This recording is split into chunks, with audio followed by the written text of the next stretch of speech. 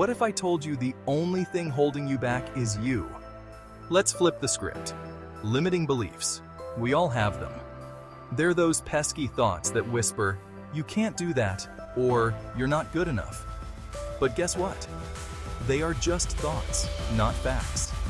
Start by identifying these beliefs. Write them down. Seeing them on paper makes them less powerful. Next, challenge them. Ask yourself, is this really true? Most of the time, it's not. Now, replace those beliefs with positive affirmations. Instead of "I can't," say "I can learn."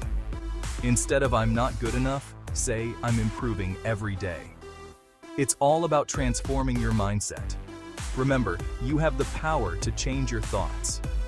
And by changing your thoughts, you change your world. It won't happen overnight, but with persistence, you'll see the difference. So start today. Identify, challenge, replace. Unlock your full potential. You've got this.